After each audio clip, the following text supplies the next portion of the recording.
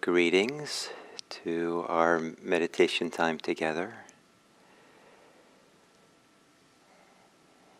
And as a way of introducing this meditation,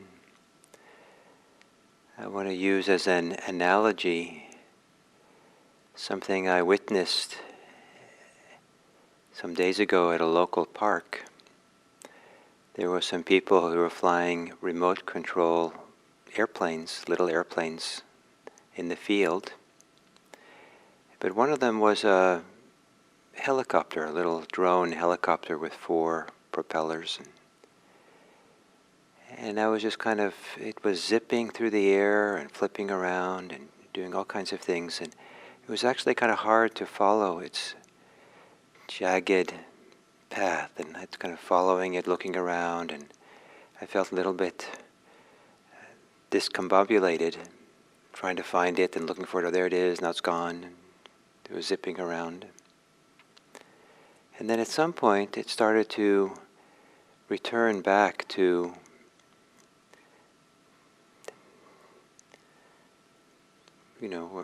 back where the person was who was controlling it. And there was a clear spot on the ground, a little 3-4 inch little disc that it was going to land on.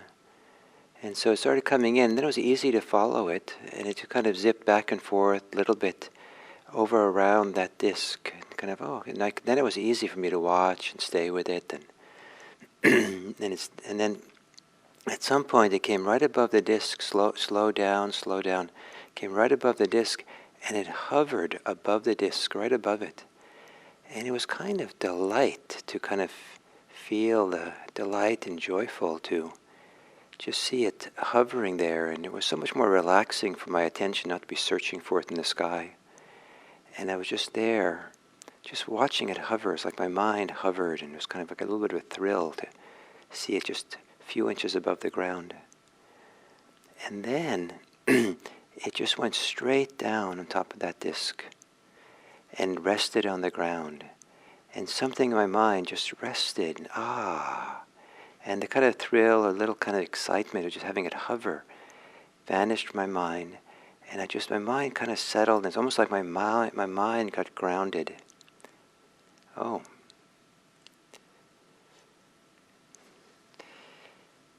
So I just see that the Zoom folks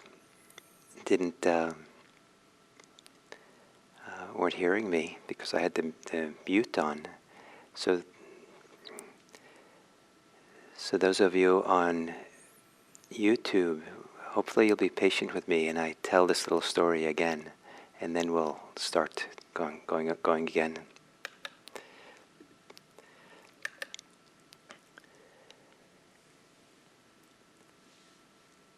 So everyone, welcome to the meditation. And I'd like to begin by a little analogy of what happened a few days ago in a park, where there was some people flying remote control little airplanes over the field.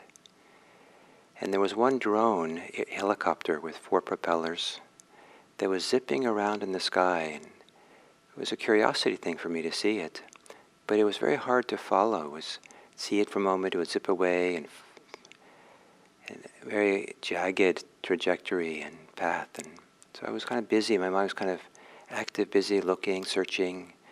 It was a lot of work. At some point, the helicopter started coming back to where it was going to land, and then I could start seeing it again very easily without having to search for it. And then it clearly was a spot in the ground where it was going to land, a little round disc.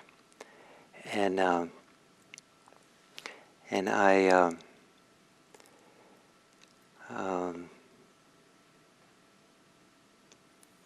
it was kind of like went back and forth a little bit, looking to be close to that spot above it. And it's easy to watch it kind of glide and slide back and forth. It was kind of nice to see it, these little gentle movements.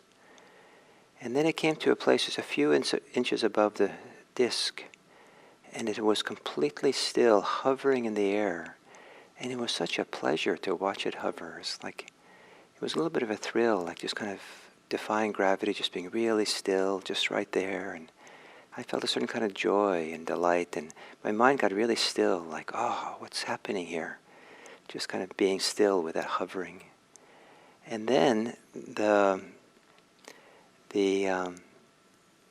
helicopter just kind of landed on the ground, and just landed, got still, settled on the ground, and I could feel my mind just get still, and the little bit of thrill or kind of the hovering feeling in my mind, which was a little bit of energy, rested, and my mind, kind of something in my mind went, ah, and it rested there. So this is an analogy for samadhi, for the development of this wonderful thing called samadhi, sometimes called concentration. Some translators translate it as serenity.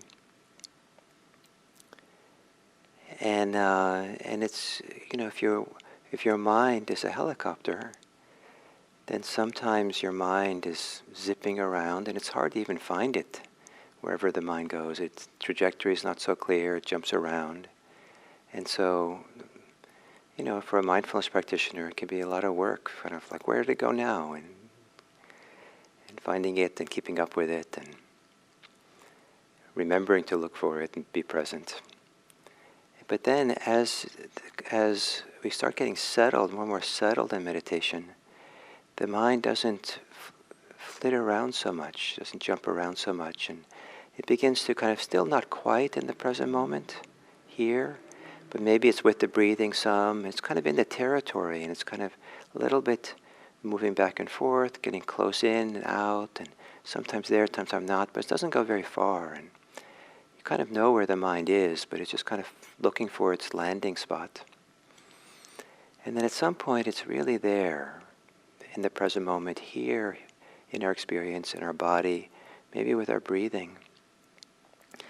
And it just kind of a little bit hovering, and it just feels so good to have a certain kind of stillness, but also to have a certain kind of, maybe, I don't know if weightless feeling or hovering feeling of just there, but it's kind of a bit of a thrill, and it's so nice, a little bit wonderful and delightful. And then it doesn't go anywhere except it settles further down onto the landing spot. And for the mind to land here in the present moment, a landing spot on the ground where it's still, peaceful, unmoving. And then our mind just comes to our deep rest. It just rests there. It's not searching for anything. It's not chasing for anything. It's not bouncing around. And even the delight of finally just kind of being in a spot, hovering, is, that settles as we come down and just here, stillness, quiet, peacefulness, and settled here. And one of the descriptions of samadhi is a settledness of mind. The mind is settled. And the deeper the settledness is, the stiller the mind comes. And a stillness that's not just a stillness of a particular spot within us, but as if everything is still, because the awareness has become still. So, assuming a meditation posture, that can be both your landing spot here in this body and your helicopter, your mind here. And if your mind is dashing about after this thought and that thought, just know that you also have the remote control to direct it back to its landing spot. Gently, lovingly, to letting the mind know, come back Come back home. Be here. This is where rest is. This is where safety is.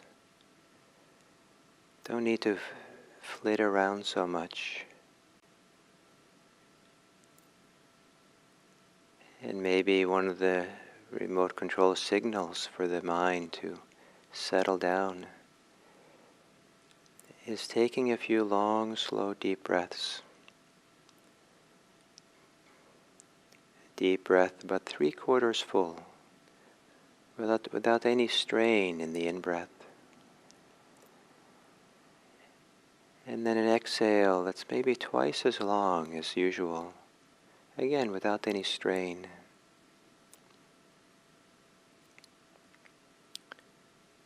An exhale where there's more letting go at the end of the exhale.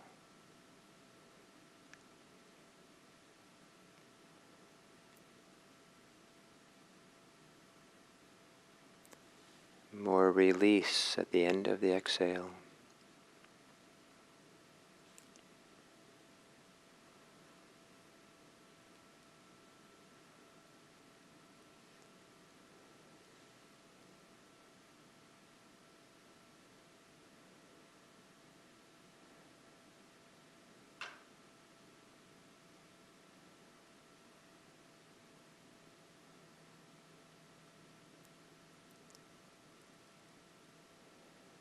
And then letting your breathing settle down, quiet down, as if the breathing now can begin landing here in your body.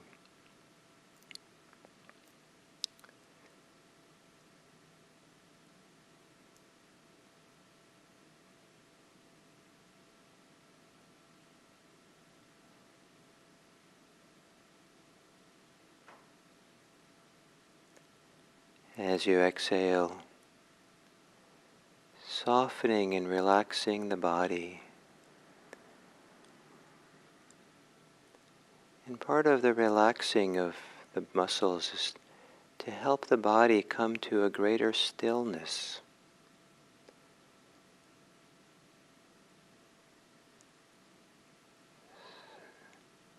As we soften the muscles of the face, relax them. It's letting go of the activity of tension and holding.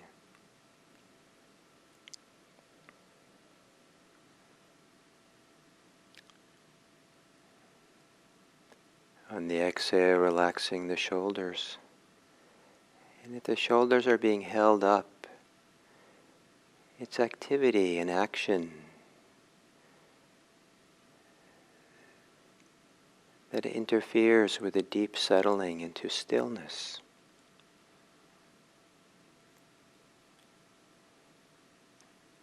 And the same thing with the belly. Softening, relaxing the belly. And sometimes there you can feel the greater stillness. Sometimes not, if it's difficult to be relaxed.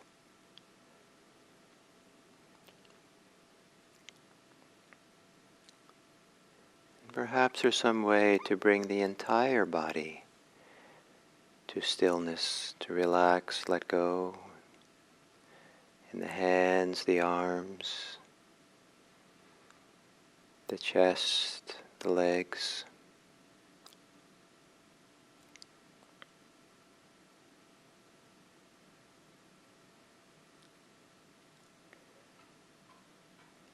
And then to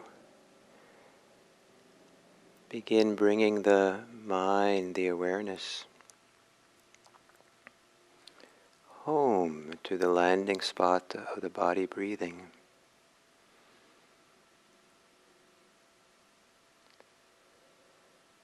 And you might not quite be there yet, might be close by. You might fly by and come back and circle around close to the breath, but not quite there. That's okay.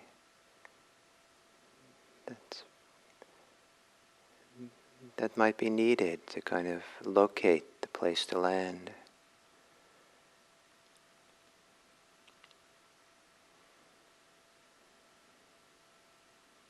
Maybe you're with the breathing for a few breaths or half a breath. Off you go again.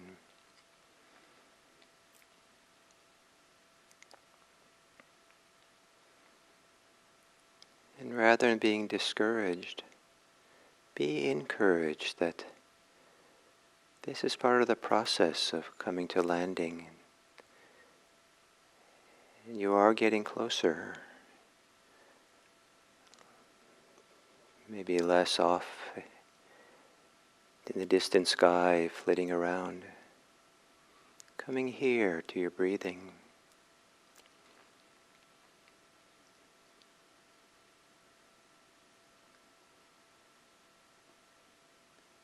And maybe for a while you hover over the breath, almost as if the in-breath is an upward draft that you catch and kind of hovering in, gliding on.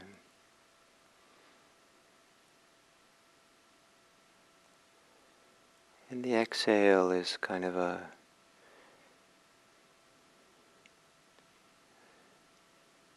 provide support to slide along on the exhale.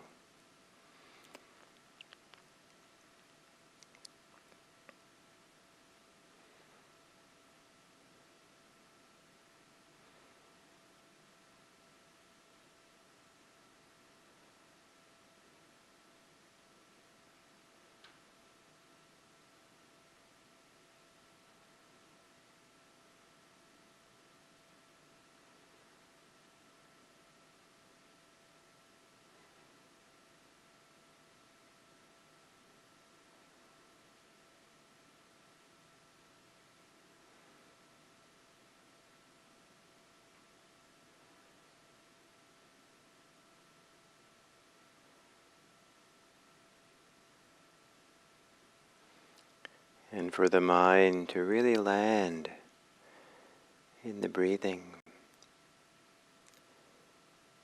the mind needs to become stiller.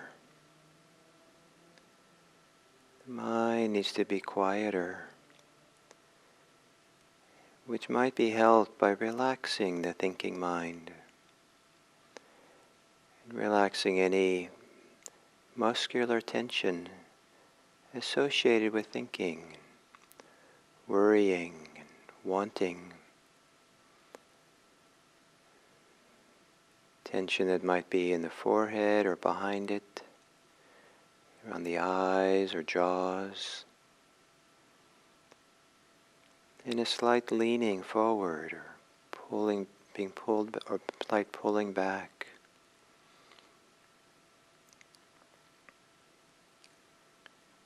A more subtle relaxation of the body that corresponds to a settling of the mind. It allows the mind to settle and get quieter.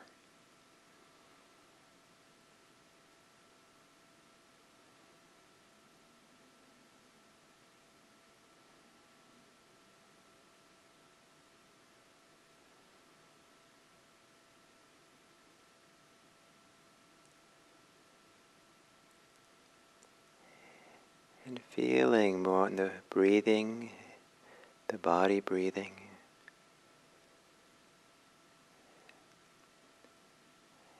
And what would it be like for you to be right there with the breathing, hovering over it, gently, quietly,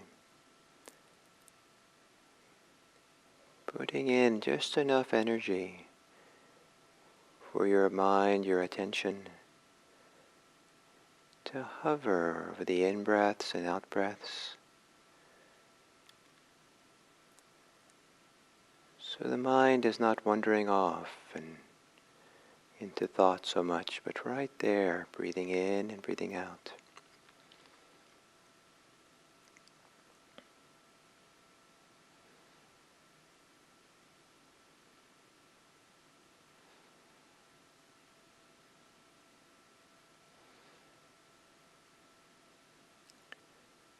And not so much like there's a laser focus, like you're in the control tower looking at the breathing, but more like The whole body is gently vibrating, hovering over the breathing or with the breathing. Right there, breathing in and breathing out.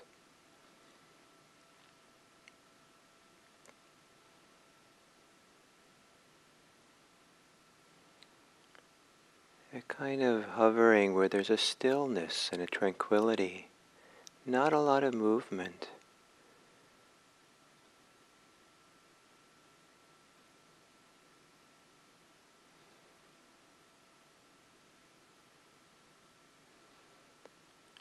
And then to let the mind land in the breathing, to land in the present moment, and so that the engine can go off and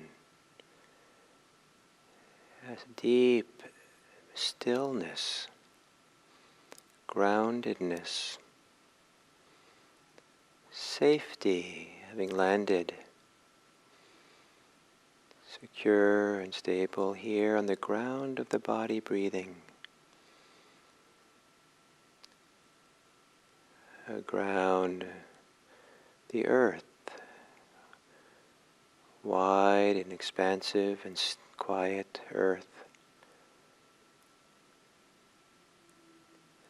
where the mind can feel secure and enough to be still, quiet, resting on the body breathing.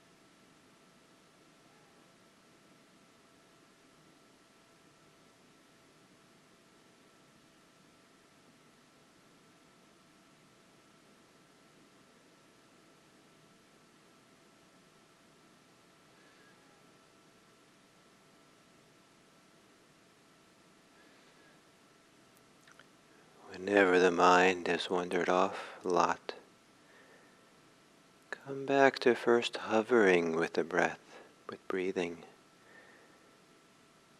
and then with the relaxation, letting go, land on the breath,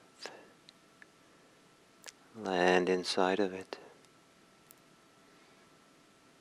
Come to a stillness of mind in the middle of the moving experience of breathing.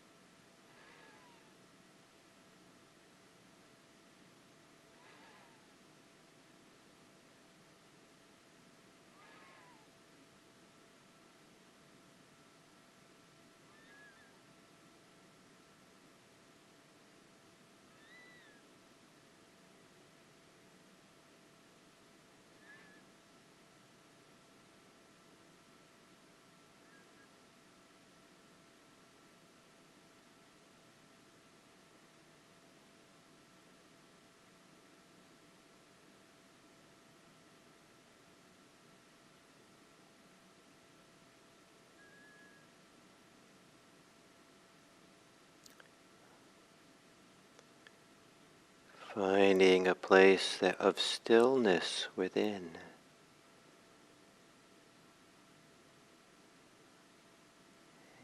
And allowing the mind to become still, quiet, maybe even unmoving, together with the inner stillness.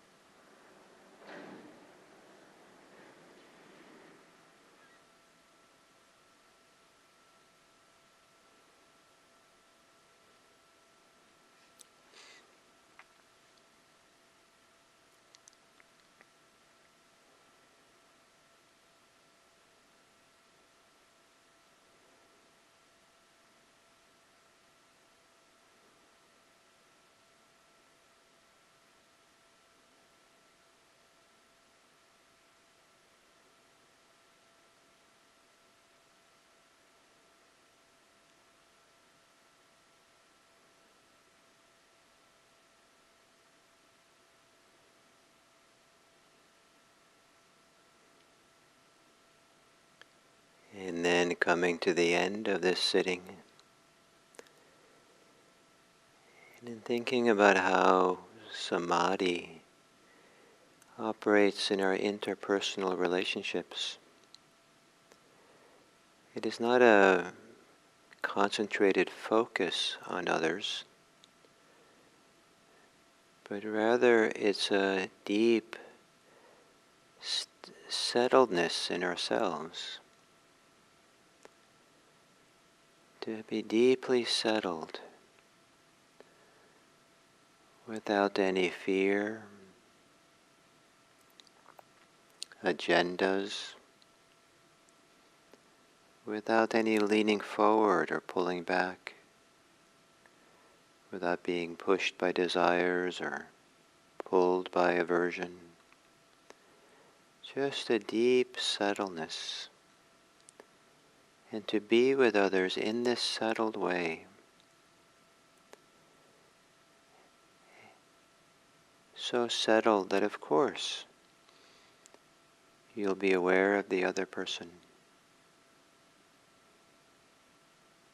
You don't need to intently focus. Of course, you're open and available and aware of the other. And from this settled place, maybe a peaceful place, here there can be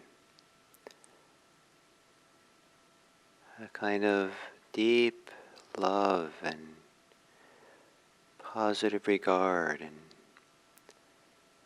offering of goodwill, of safety, a deep respect of others, because you're not interfering with them or needing them to be different. You're simply settled with them, settled on yourself.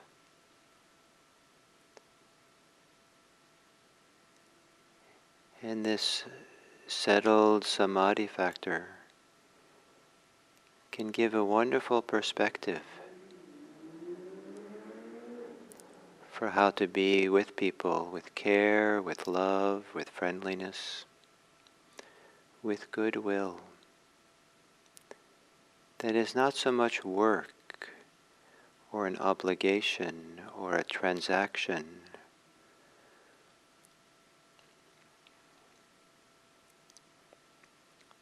It just is.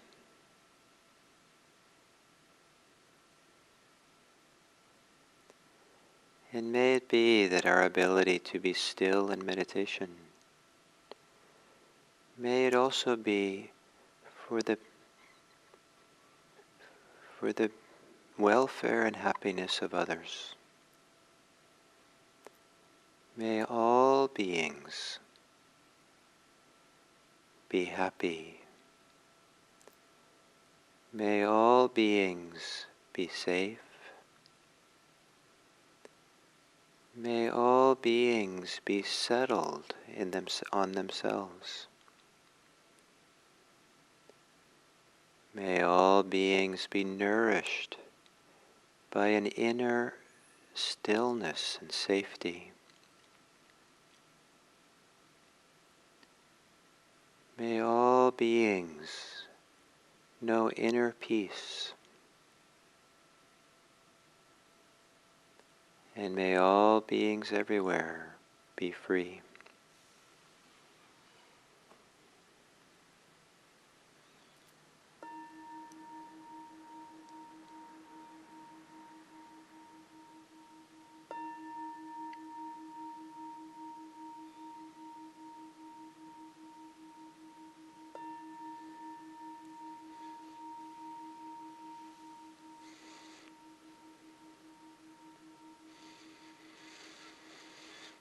So the topic of today is the Samadhi factor of awakening.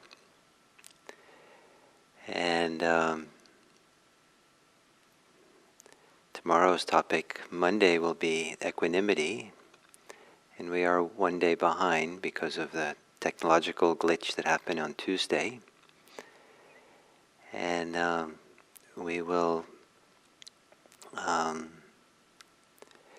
and then for the YouTube, we'll be back meeting again at 7 a.m. California time tomorrow.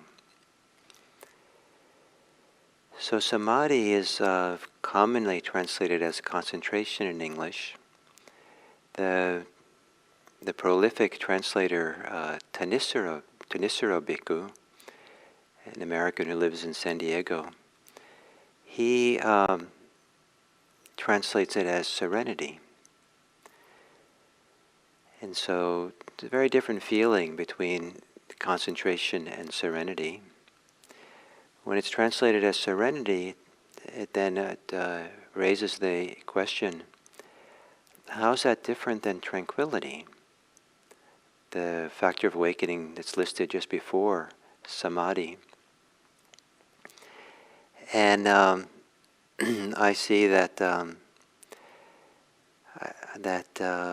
Samadhi is characterized by stillness. Serenity, for me, is characterized. So I don't know if the English words serenity and tranquility are maybe almost complete synonyms of each other.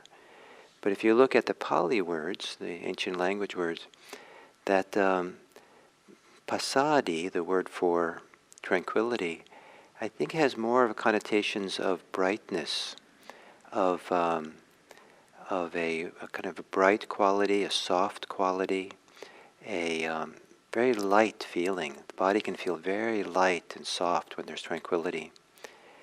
Whereas in Samadhi, when the primary characteristic could be more a stillness in Samadhi. There's a very sense of deep stillness. Things have gotten very still. The greater the Samadhi, the more stillness there is. And also with Samadhi, it's a very clear, the stillness of it, this sometimes can feel very strong. There's a strength, can be a strength to it at times. And the mind is not distractible. Mind won't wander away at all. Just, it's like the mind is kind of, sometimes there's a feeling people describe as being locked in Samadhi. It's so strong, the stillness was, boom, we're locked in. and the mind's not going to move anywhere into anything. Whereas in tranquility, the mind is very tranquil and peaceful, but it's not really 100% still, maybe. I associate tranquility, as I mentioned yesterday, about with a quiet, very peaceful morning lake, completely placid and still, not a ripple of wind on it, and the morning, morning light is just very clear and bright, and very stillness in the air. The birds haven't come out yet, and so this body of water, it's very flat, and so tranquility is, it's kind of like a body of water, and I associate it with much more with the body than the mind somehow. And then, and samadhi, at least for me, it can be a very embodied feeling that comes with it, but it's much more like the stillness of the mind. There is not like a body of water, but it's more like the stillness of space. And where there's, everything is still in space. Space in and of itself is stillness, kind of. And there's space. Like if you look up at the sky, space has no boundaries. It goes on forever.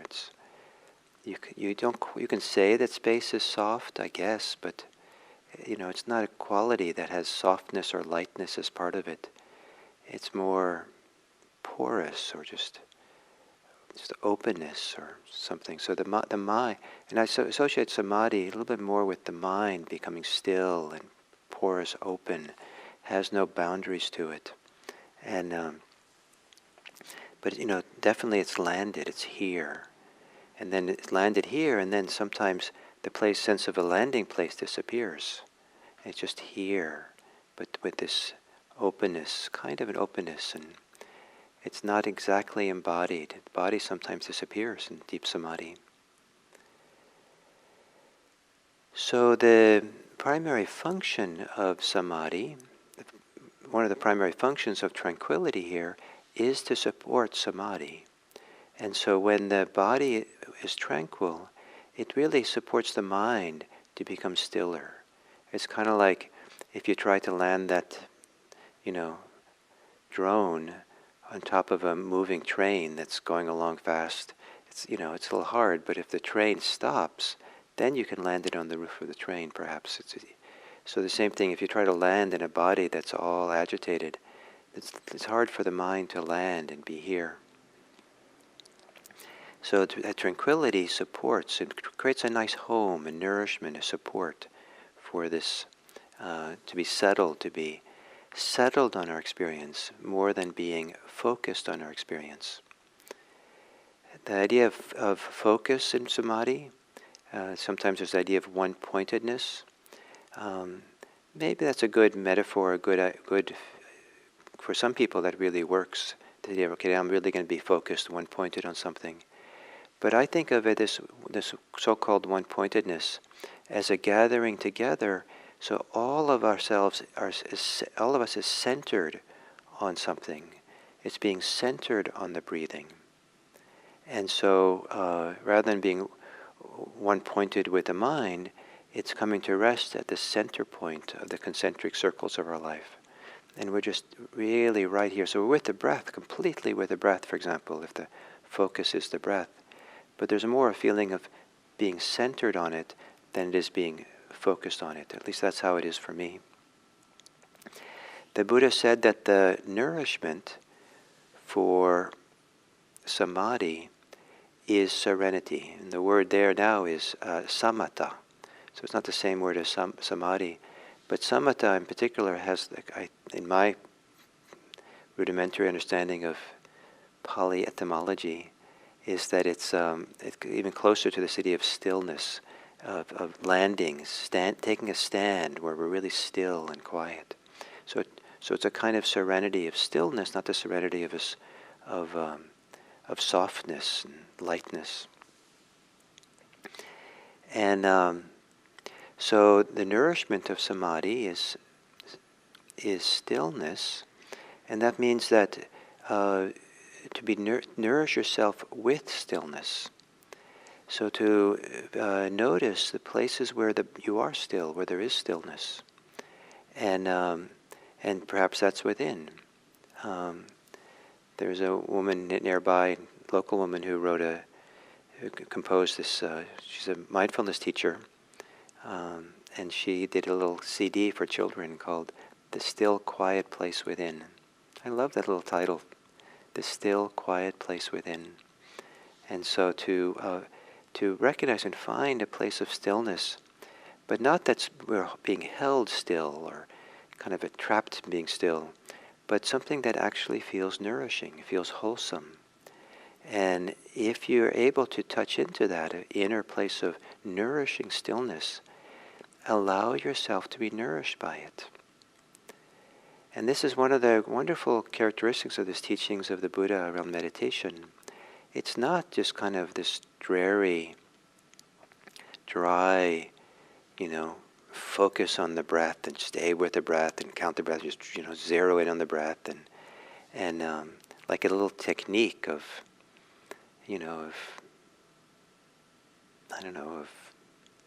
mental focus.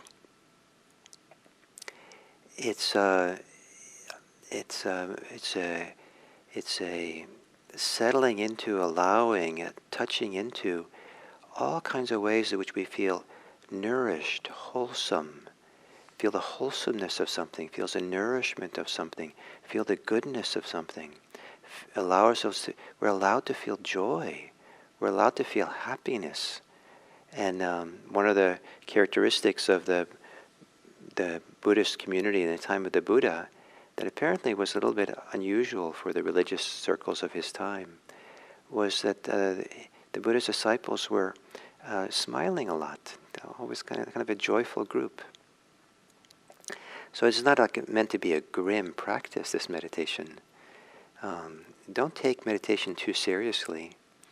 Meditation is much too important to take seriously, because if you take it too seriously, I think you kind of like squeeze some of the life out of it, and it makes it harder to feel the nourishment and the wholesomeness and the joy, the pleasure of it all. Not to indulge in those things and not to hold on to them and expect them and huff and puff for it. But even in the smallest ways, in the course of a day or in the course of meditation, you're allowed to tap in and discover the places that feel wholesome, the places where there's inner goodness, nourishment. Each of the 7 factors has a nourishment for it. And how does samadhi come about if that's the orientation, not this one-pointed focus, but rather imbibing the nourishment that's here, even if it's just like, if 1% of yourself has this good, nourishing quality, then maybe that's worth a lot more than the 5% of who you are that's neurotic. But if you give 100% of your attention to your 5% that's neurotic, then you're not going to be nourished. But if you give 100% of your attention to the 1% that's wholesome, then you can be nourished by that. And then things begin to relax and open. And something like that. I don't know what percentage you are of all these things. But chances are that if you're a regular human being, that you probably give more attention to what's not nourishing than to what is nourishing. And so sit down and meditate in the nourishing stillness, the nourishing awareness, the nourishing tranquility, the nourishing joy, the nourishing mindfulness. So samadhi, the samadhi factor of awakening. And when it becomes well developed, meaning they're well nourished by it, supported by it, to feel the goodness of it, that creates the wonderful conditions for the mind to have equanimity, to develop equanimity.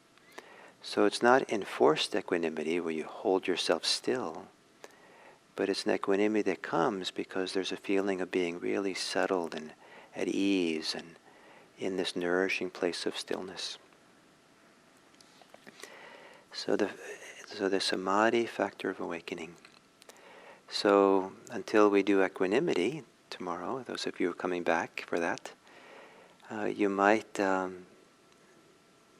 spend some extra time today seeing if you can become more familiar with whatever capacity, whatever ability you have to discover a nourishing inner stillness, quiet, unwaveringness, unagitatedness within.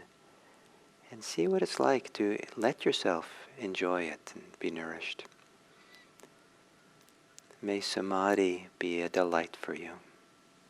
Thank you.